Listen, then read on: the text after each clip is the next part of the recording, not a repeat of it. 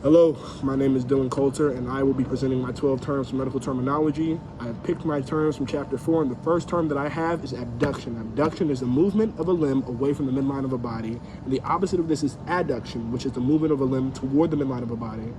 So the best way I can distinguish between the two is abduction sounds like the word abduct, which means to take away, and add means to gain, and you're gaining space between the limb and the rest of your body.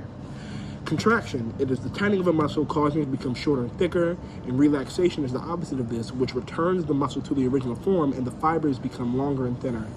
The best way I can describe this has to be me flexing my arm and then me returning my arm to normal position.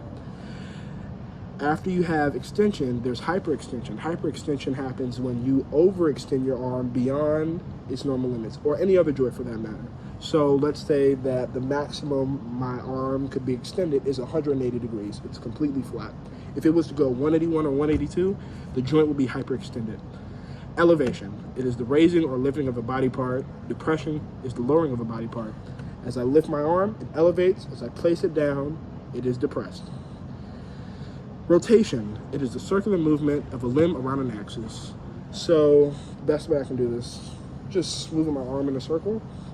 Circumduction is kind of like rotation, but it's the circular movement at the far end of a limb. So where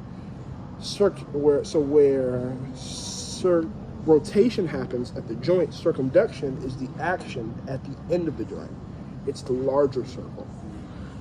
And supination. Supination is the final term that I have to define, and it is the act of rotating an arm or a leg so that the palm of the hand or the sole of the foot is turned forward or upward. The best example of this has to be that of the Vitruvian Man, who stands forward, looks forward, has his hands, palms facing forward, and his feet are facing forward. And that has become the medical reference for the anatomical position. Thank you for your time.